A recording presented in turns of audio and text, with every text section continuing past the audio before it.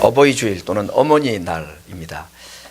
꽃을 한 송이씩 다 이제 가슴에 달으셨는데, 어머니들을 생각하면 우리가 모델처럼 생각할 수 있는 사람들이 여러 사람이 있을 것입니다. 한석봉이 어머니도 훌륭한 어머니고, 신사임당도 훌륭한 어머니고, 링컨의 어머니도 훌륭한 어머니고, 이 훌륭한 어머니들이 우리들 주변에 많이 있습니다. 오늘 제가 소개하고 싶은 어머니는 라헬이라는 사람입니다. 라헬은 어떤 어머니였는가? 오늘 성경에 라헬이라는 인물을 말씀하고 있는데, 야곱의 두 번째 아내입니다. 고대 사회의 결혼 제도니까, 우리가 남의 나라 결혼 제도이니까 우리가 시비를 걸 수는 없지만, 아무튼 야곱이라는 남자가 이제 외삼촌 집에 피신을 갔다가 한 번은 속아서 결혼을 하고, 그래서 레아를 이제 언니 레아를 이제 아내로 맞이하고 결혼하고, 그런 또 이제 두 번째 라헬을 자기 아내로 맞이하게 됐습니다. 나중에는 뭐 서로 경쟁적으로 두 언니 동생이 자기 아들 많이 확보하는 막 그런 일을 하니까 몸의 종을 한 명씩 종들을 데려가지고 아이들을 총 4명의 여인으로부터 야곱이 12명을 낳게 되죠. 그런데 나중에 이제 이 아들 12명이 나누어지게 됩니다. 북쪽으로 이스라엘이라는 왕국으로, 남쪽으로는 유다라는 왕국으로, 북과 남으로 나누어질 때에 12아들들이 이제 각 지파의 우두머리가 되어가지고 10지파는 10아들들은 북쪽 나라를 이루고 2아들은 남쪽 나라를 이루게 됩니다. 그 중에서 이 라헬이 낳은 아들이 우리가 잘 아는 요셉과 베냐민, 요즘도 우리 태어나면 아이들 이름을 조셉, 그 다음에 벤자민 이런 이름을 많이 짓기도 합니다. 라헬의 2아들들입니다. 그럼 여러분, 10 가문과 2 가문 10대 1로 나라가 나눠진다면은 이 라헬의 2아들 요셉과 베냐민이 남쪽 나라를 구성하면 딱 어울리지 않습니까? 같은 어머니의 자식들이니까. 그렇지 않습니까? 근데 여러분 어떻습니까? 실제로 이 북이스라엘하고 남유다가 나눠질 때에 남쪽 나라는 라헬의 막내 아들인 베냐민이 포함이 되고, 대신에 요셉의 자리에 누가 들어오냐면은 언니 레아가 낳은 넷째 아들 유다가 조인을 합니다. 그래서 이 베냐민과 다른 어머니의 넷째 아들인 이 유다가 합쳐가지고 한 나라를 이루게 됩니다. 이건 참 좀 재미있고 신기한 이야기입니다. 아니, 한 어머니의 자녀 둘이 한 민족을 이루면, 나라를 이루면 훨씬 더 좋지 않겠나 생각이 들죠. 그럼 만약에 요셉하고 베냐민이 남쪽 나라를 이뤘다면 이스라엘이 나중에 분열되고 난 뒤에 통일이 되었을까요? 되게 어려웠다고 생각합니다. 그래서 이 남쪽 나라를 구성하는 데 있어서 하나는 라헬의 아들, 또 하나는 언니 레아의 아들을 묶어서 그 두 나라가 영원히 분리되지 않도록 하신 것도 하나님의 일종의 지혜이고 하나님의 섭리가 아닌가, 그런 생각도 해봅니다. 그런데 여러분, 이 라헬이라는 이 여인, 어머니로서의 라헬은 오늘 성경에도 그렇게 기록하고 있는데 통곡의 어머니였습니다. 늘 많이 울었던 어머니입니다. 왜 울었느냐? 자식이 없어서 울었습니다. 언니 레아는 자녀를 4명을 연속으로 잘 낳았습니다. 그런데 이 자기 동생은, 이 라헬은 사실은 야곱이 라헬을 더 좋아했죠. 더 이뻐가지고. 성경이 그렇게 되어 있습니다. 정말 이뻐서 좋아했습니다. 그런데 아무리 남편의 사랑을 많이 받으면 뭐합니까? 자식이 없으니까 늘 언니한테 밀리고, 언니가 자랑스러워 애기 놓고는 막 잔치하고 좋아하는데 그때마다 이 언니의 출생을 기뻐할 수가 없는, 더군다나 이제 언니가 아이를 4명을 내리 낳았는데 그 4번째 아이가 유다라 그랬죠. 유다라는 이름의 뜻이 뭐냐면 찬송이라는 뜻입니다. 그 언니가 넷째 아들을 딱 놓고 사랑은 덜 받지만 남편으로부터, 동생은 아이를 1명도 못 낳았는데 자기는 4명을 낳고 유다라고 이름을 붙인 이유가 뭐냐? 하나님을 찬송하자. 유다라는 말이 찬송이라는 뜻인데 하나님을 찬송하자. 아이, 불난집에 부채질을 하는 것도 이분수지. 아이, 그냥 뭐 다른 이름도 있지 않습니까? 내가 이제 이겼다. 내 동생한테 이겼다. 뭐 이런 의미로 그렇게 유다라고 이름을 붙였습니다. 라헬로서는 절대로 기분 좋은 이름이 아니죠. 그래서 오늘 이 라헬이라 그러면은 눈물의 어머니, 통곡의 어머니, 탄식의 어머니, 자식이 없어서 그렇게 고통스러워했던 여인으로, 어머니로 그렇게 소개하고 있습니다.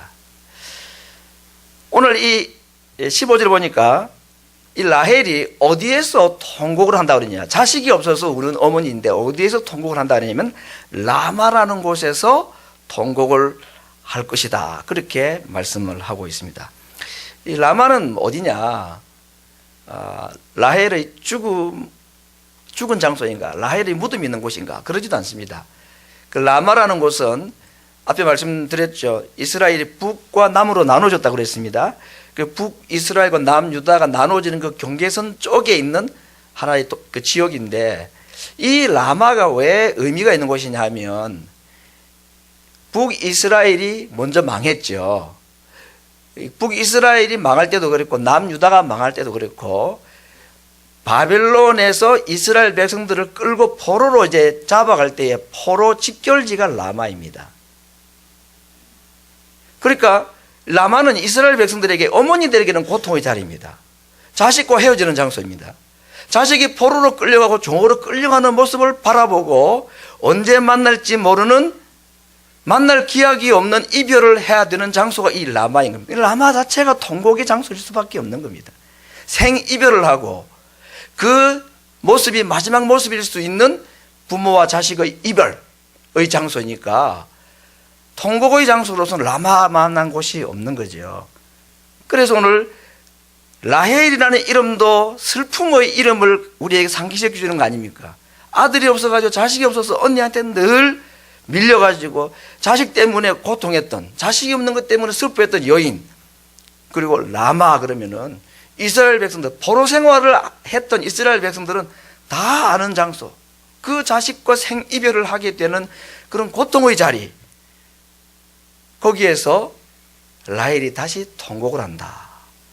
그러니까 이스라엘 백성들에게 이 라마에서 라헬이 통곡한다, 이 이야기는 정말 가슴 시리게 아픈 이별 또는 슬픔의 장소인 것입니다. 지금 언제 이 이야기를 했느냐, 북이스라엘이 먼저 망했습니다. 굳이 말하면 BC 722년에, 또 그러고 난 뒤에 586년쯤에 남쪽 유다도 다 망했습니다. 그러니까 두 나라가 다 망하고 난 뒤에 하나님께서 예레미야를 통해서 하신 말씀입니다. 이미 두 나라가 망했는데 마치 지금 그 일이 일어난 것처럼, 앞으로 이 일이 일어날 것처럼 과거 이야기를 가지고 지금 먼저 계속 말씀하시는 겁니다. 라마에서 라헬이 통곡할 것이다, 그렇게 말하는 겁니다. 왜 통곡할까요? 포로로 잡혀간 자기 자식들 때문에 통곡할 것이다. 근데 더군다나 그 통곡하는 사람이 평생 자식이 없어서 울고 불고 통곡했던 이 여인, 한 맺힌 여인 라헬이 통곡하는 것으로 포로로 잡혀간 이스라엘을 향한 이 통곡을 그렇게 설명을 하고 있는 것입니다. 여러분, 라헬이 언니가 아이를 4명씩 낳고 자기는 아이를 1명도 못 낳고 이럴 때에 남편 야곱에게 뭐라고 그러는지 아십니까? 나로 하여금 나도 아이 낳게 해달라. 만약에 아이 안 낳게 해주면 나 죽겠다 그랬습니다. 야곱이 화를 냈죠. 내가 하나님이야? 내가 뭐 안 낳고 싶게 하고, 안 낳게 하고 싶어서 안 낳는 거냐고. 그러니까 하나님 앞에 그가 이 통곡한 것입니다. 라헬이 왜 나에게는 아들 안 주십니까? 그 지금 옛날 라헬, 이미 죽었죠. 라헬은 없습니다. 그 육체의 라헬은 자식 없는 고통 때문에 그렇게 고통스러워했는데, 이제 실제 라헬은 아니죠. 라헬이라는 이름을 빌어서 또 어떤 한 사람이, 누구인지 모르지만 그 아들 때문에 고통했던 그 여인이 통곡했던 그 통곡이 이제 다시 있을 것이다. 포로로 잡혀간 자기 아이를 생각하면서 슬퍼하는 통곡의 소리가 있게 될 것이다. 포로로 끌려가는 자식을 인하여서 울고 슬퍼하는 어머니의 통곡이 있게 될 것이다. 여러분, 우리 교회는 아직도 뭐 그런 분이 있습니다. 결혼을 한 지 오래되었는데 자식이 없는 부모들이 있습니다. 그분들에게는 어떤 말로 위로가 될 것 같습니까? 위로가 잘 안 될 겁니다. 아니면 자녀가 태어났는데 얼마 약간 성장을 하다가 일찍 부모보다 먼저 세상 떠난 자식을 둔 부모도 있습니다. 그분들에게 뭐라고 위로가 될 것 같습니까? 무슨 말로 하면 위로가 될 것 같습니까? 위로가 안 됩니다. 오늘 라헬에게 어떤 말로 위로하면 위로가 될까요? 자식이 없는 라헬에게 무슨 말로 위로하면 위로가 될까요? 자식이 없는 라헬에게는 다른 말이 필요가 없습니다. 천사의 말도 필요 없습니다. 라헬이 위로받을 수 있는 건 딱 하나밖에 없죠. 뭡니까? 아들이 태어나는 겁니다. 뭐 하나님의 뜻이 있겠죠. 뭐 아무리 무슨 말을 해도 이해가 안 되는 거죠. 위로가 안 되는 겁니다. 있는 자식이 남의 나라 포로로 잡혀가는 것을 엄마가 보고 있습니다. 무슨 말로 위로를 해야 되겠습니까? 이 여인이 위로받을 수 있는 유일한 방법은 뭐죠? 다시 아이들이 돌아오는 것밖에 없습니다. 다른 말 가지고는 안 됩니다. 100마디의 말로도 아들 없는 부모, 어머니의 마음을 위로할 수 없고 포로로 자식을 빼앗겨버린 어머니의 마음을 위로할 수 있는 것은 아무것도 없는 겁니다. 그가 원하는 라헬의 고통은 아들이 태어나거나 잡혀간 아들이 돌아오거나 이 방법밖에 없는 겁니다. 지금. 그런데 지금 라헬이 빼앗긴 아들을 두고 슬퍼하는 이야기를 하나님께 지금 말씀하고 있다는 겁니다. 어떤 말로 여러분 이 제2의 라헬로 우리가 생각할 수 있는 이 라헬, 자식을 다 빼앗겨버리고 포로로 다 자식들이 종으로 팔려가 버린 이 여인을 어떻게 위로할 수 있겠습니까? 이 여인이 위로받을 수 있는 유일한 방법은 뭐겠습니까? 아들이 돌아오는 것밖에 없는 겁니다. 그렇죠? 오늘 이런 이야기를 가지고 하나님께서 말씀을 하고 있는 겁니다. 앞에 말씀드렸듯이 지금 라헬은 누구를 위해서 통곡을 하고 있느냐? 북이스라엘이 아닌 남유다를 생각하고 있는 겁니다. 라헬은 베냐민과 요셉의 어머니인데 베냐민하고 같이 짝을 이룬 지파가 누구라 그랬습니까? 언니 레아의 넷째 아들 유다였습니다. 이 남유다가 포로로 잡혀가는 것에 대해서 고통하는 라헬의 고통인데 결국 이 라헬은 자기 아들 베냐민을 위해서도 울고 통곡을 하지만 결과적으로는 누구를 위해서도 지금 탄식을 하고 있는 건가요? 자기에게 상처를 준 넷째 아들, 언니 넷째 아들입니다. 아들을 놓고 하나님을 찬송하자고 뻐기고 자랑하고 했던 그 장본인, 그 4명의 아들 중에서 어떤 의미에서 보면 이 라헬에게 가장 가슴 아프게 했던 그 언니의 아들은 이 넷째 아들 유다입니다. 그러면 유다가 포로로 잡혀가는 거 아닙니까 지금? 자기 아들 베냐민과 함께. 그렇죠? 지금 의미적인 그런 거죠. 이해하시겠습니까? 유다가 잡혀간다는 얘기는 베냐민과 함께 유다가 잡혀간다는 말 아닙니까 지금? 그렇죠?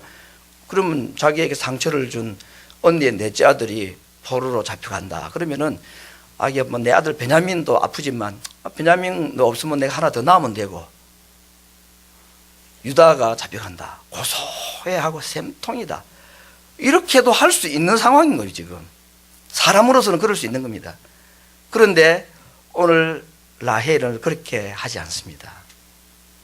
라헬은 자기 아들이 그 중에 하나 포함이 되기 때문에 베냐민을 위해서도 그때 슬퍼하고 울고 있지만 사실은 이 유다를 위해서 슬퍼하고 있는 것으로 성경이 묘사하고 있는 겁니다.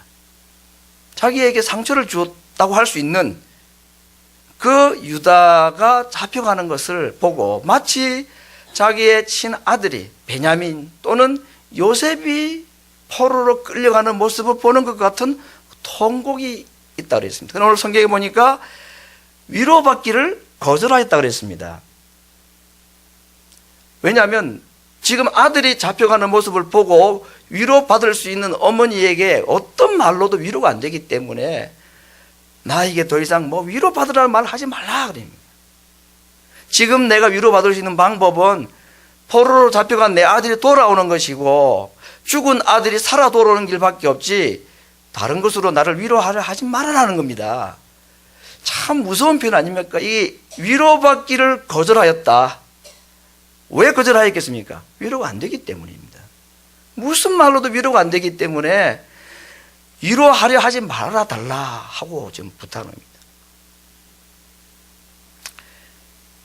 근데 앞에 말씀드렸듯이 자기 아들 베냐민만 아니라 언니의 넷째 아들인 유다를 위해서도 지금 괴로워하고 통고하고 탄식하고 있다는 것이 옛날 야곱의 아내 라헬과 오늘 성경에서 말하는 라헬의 차이점인 것입니다. 그러니까 이 라헬은 야곱의 둘째 아내인 이 라헬을 말하는 게 아니죠. 뭔가 또 다른 한 여인으로 말할 것 같습니다. 라헬은 누구일까? 오늘 이걸 먼저 말씀드리고 말씀을 계속 이어가겠습니다. 첫 번째, 라헬은 여인이죠. 두 번째, 라헬은 어머니입니다. 그러니까 아기를 낳는 여인이 라헬입니다. 우리 남자들은 잘 몰라요, 그런 걸. 자식을 안 낳아봤기 때문에. 그렇죠? 라헬은 아이를 낳은 어머니입니다. 그럼 오늘 베냐민과 함께 잡혀가는 언니의 넷째 아들 이 유다가 잡혀가는 모습 보고 이렇게 통곡하고 탄식하는 라헬, 옛날 라헬이 아니라 달라진 라헬. 그 라헬은 누구일까? 무엇일까? 무엇이 넷째 아들, 언니 넷째 아들 유다가 잡혀가는 것을 마치 자기의 아들 요셉이 잡혀가는 것과 같이 그렇게 탄식하고 나를 위로하려 하지 말아달라고 부탁할 정도로 이렇게 간절하게 통곡하고 애통하는 변화된 라헬이 도대체 누구일까? 교회입니다. 교회가 자녀를 낳습니다. 교회가 성도를 하나님 백성으로 만드는 장소이기 때문에 칼빈도 교회는 어머니와 같은 것이라고 했습니다. 하나님이 아버지라면 교회는 어머니다 그랬습니다. 오늘 어머니 주일입니다. 어버이 주일입니다. 어머니를 생각할 때 우리에게 드는 참 남이 알지 못하는, 나만이 알고 있는 그 어머니에 대한 애절한 마음들이 다 있을 겁니다. 나를 낳아주시고 길러주시고, 그렇죠. 육신으로 나를 낳아주신 부모님, 나를 낳아주신 어머니는 세상에 그 어떤 여인하고 비교할 수가 없죠. 마찬가지로 우리에게는 또 하나의 어머니가 있습니다. 교회입니다. 어머니 병들면 버리면 안 되죠. 그렇죠. 교회가 병들면 버리면 안 됩니다. 어머니를 우리가 끝까지 복양하라고 모셔야 되듯이 나를 영적으로 낳아준 영의 어머니와 같은 교회를 끝까지 사랑할 수 있어야 된다는 것입니다. 이것이 오늘 제가 어머니 주일을 맞이하면서 드리는 첫 번째 말씀입니다. 나를 하나님의 자녀로 삼아 주시기 위해서 하나님께서 이 땅에 나의 영혼의 어머니와 같은 모태를 허락하셨는데 그것이 교회입니다. 어머니가 나를 낳으시기 위해서 피를 흘리고 정말 생명을 내어버릴 만큼 큰 고통을 당하시면서 우리를 낳아주셨죠. 예수님께서 이 땅에 우리를 구원하는 어머니의 태와 같은 교회를 탄생시키기 위해서 예수님도 동일한 고난을 당하셨습니다. 십자가에서 피를 흘리고 죽으시고 하나님 아버지로부터 버림당하시고 또는 하나님께서는 자기 아들을 버리시는 그런 고통을 통해서 이 땅에 세워주신 어머니가 바로 우리가 지금 몸담고 있는 교회입니다.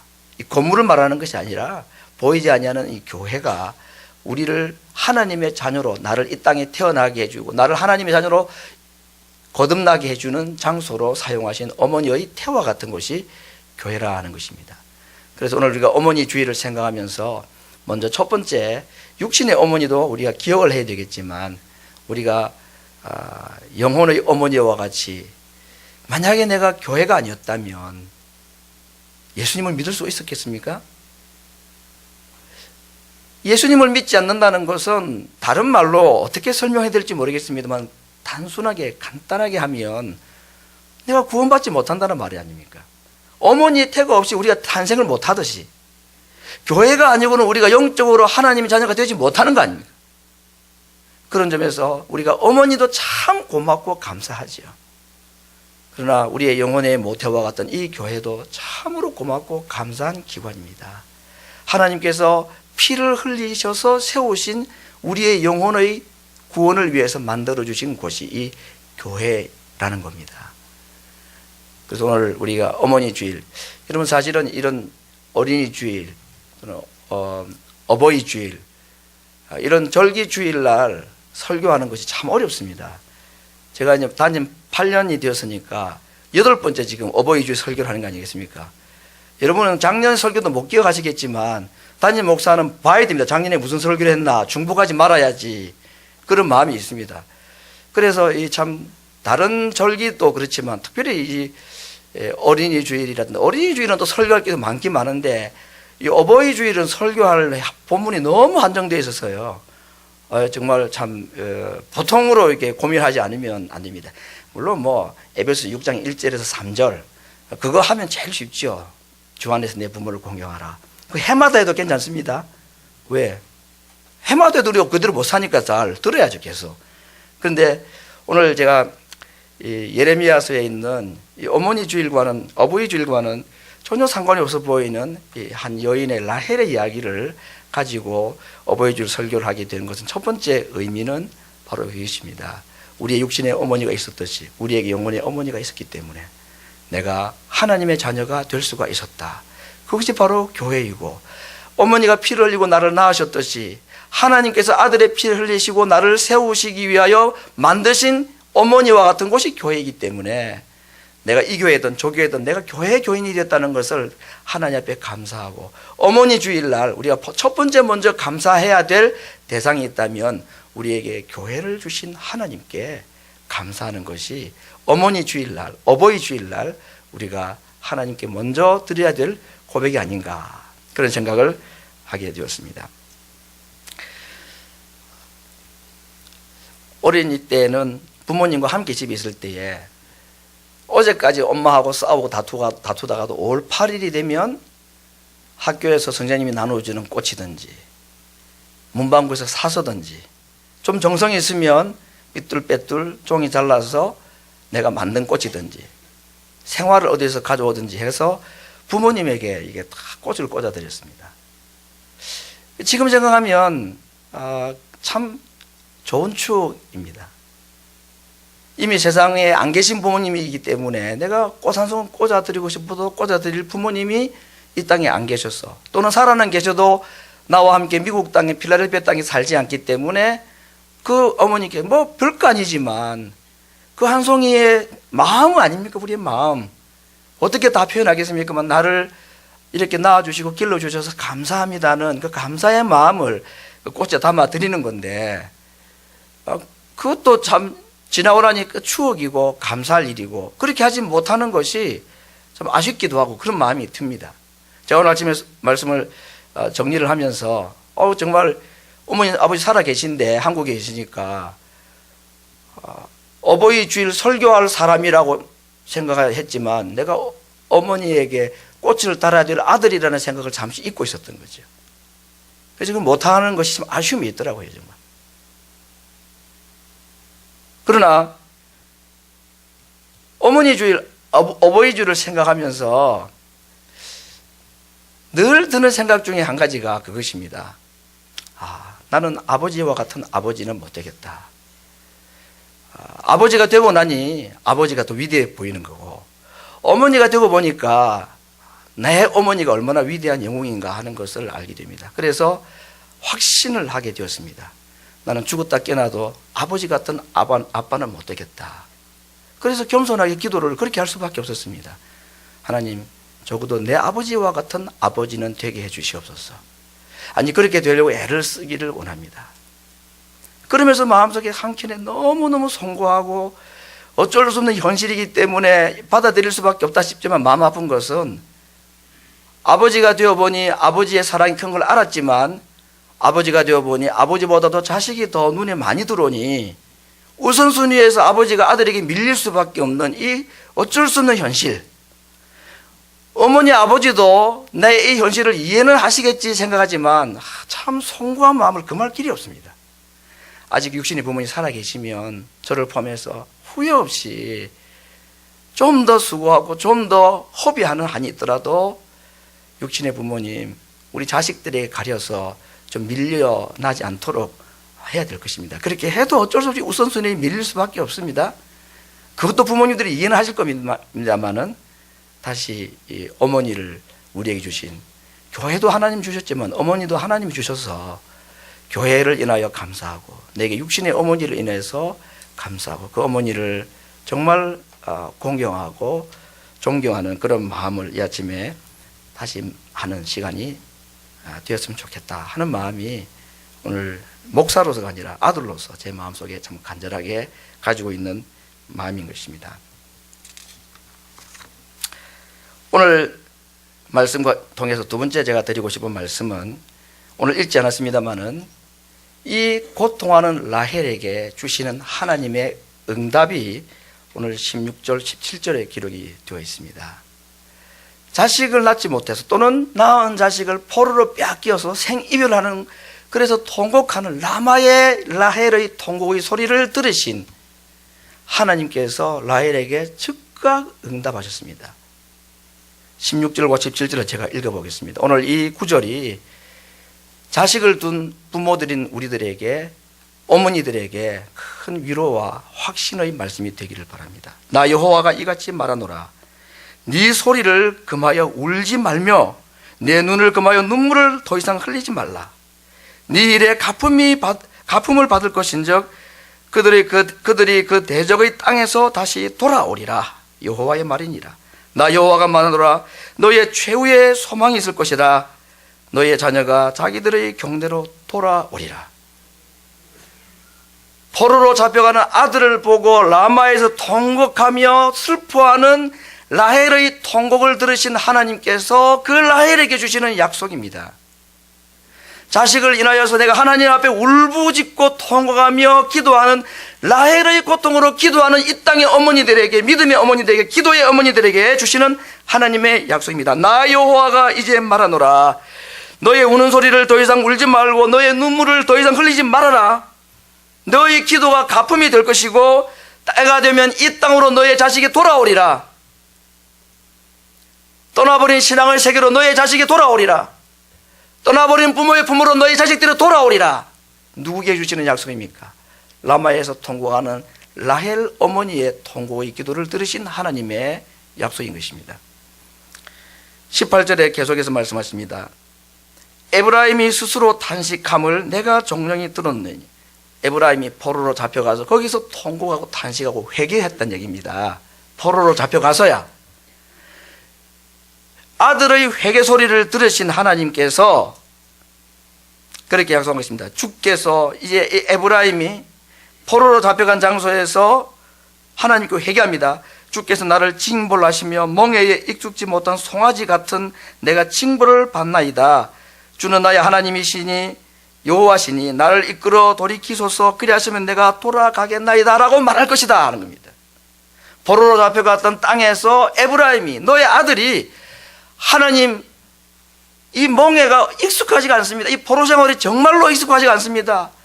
제가 회개하오니 나를 돌이키시면, 끌어가시면 제가 다시 어머니의 땅으로 돌아가겠습니다 라고 회개할 약속을 하나님이 하시는 겁니다. 20절에 하나님께서 마지막으로 약속하십니다. 에브라임은 나의 사랑하는 아들을 기뻐하는 자식이 아니냐.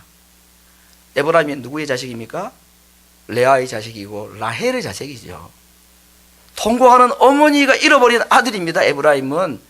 하나님은 뭐라고 말합니까? 라헬에게 말씀하십니다. 너가 낳은 아들 에브라임이 나의 자식이라 그랬습니다. 여러분, 이것이 우리에게 소망 아닙니까? 내 아이가 내 아이가 아니라 하나님의 아이라는 것을 믿게 약속을 하시는 겁니다. 에브라임은 나의 사랑하는 아들을 기뻐하는 자식이 아니냐. 내가 그를 책망하여 말할 때마다 깊이 생각하노라. 그를 채찍질하고 라헬의 아들이 어머니를 떠나서 포로로 잡혀가서 그곳에 있을 때에 남의 나라 포로로 잡혀간 이 라헬의 아들을 자기 자식인 양 하나님께서 깊이 생각하셨다 그랬습니다. 그를 위하여 내 마음이 측은한즉 내가 반드시 그를 긍휼히 여기시라. 어머니는 자식을 위해서 통곡밖에 할 것이 없습니다. 그러나 하나님은 라헬의 아들을 위하여서 긍휼히 여기신다고 했습니다. 하나님이 긍휼히 여기시면 끝이 나는 겁니다. 어머니의 사랑은 한계가 있지요. 어머니의 통곡은 한계가 있습니다. 아들을 위한. 그러나 아들을 향한 아버지의 긍휼은 모든 것을 가능하게 만드시는 능력이 있는 것입니다. 우리의 자녀들이 어머니의 통곡 소리를 들을 줄 알고 우리의 아이들이 하늘에 있는 어머니의 아버지인 하나님 아버지의 긍휼하심을 느낄 수만 있도록 자라간다면 우리는 아무것도 잃어버린 것이 없습니다. 오늘 라헬의 통곡으로 자식을 위해서 기도할 수 있는 어머니들, 아버지들 되기를 바랍니다. 라헬의 통곡을 외면하지 않으시고 응답하신 하나님께서 그 기도를, 여러분의 그 기도를 또한 들어주실 것입니다. 나 여호와가 말하노라, 이제 말하노라, 너의 소리를 금하고 너의 눈에서 눈물을 그쳐라. 내일의 가품이 있을 것이고 너 아들이 대적의 땅에서 돌아오리라. 이 약속을 아들을 떠나보내면서 통곡하는 라헬에게 주시는 하나님의 약속입니다. 오늘 아침에 이 통곡하는 라헬을 위로하시는 하나님을 보았습니다. 집을 떠난 탕자를 기다리는 아버지의 마음으로 우리가 자식들을 그러한 라헬의 통곡으로 기도하고 기다릴 때에 하나님이 나의 기도를 들으시고 내 자녀를 하나님의 땅으로 돌아오게 하실 것이라는 이 약속을 가지고 좋은 어머니, 좋은 아버지 되기를 다짐하고 우리의 자녀들을 하늘에 계신 우리 아버지께, 우리 아이들의 아버지께 그들을 맡겨줄 수 있는 믿음의 고백이 이 아침에 우리 가운데 있기를 원합니다. 같이 한번 이 시간에 기도하겠습니다.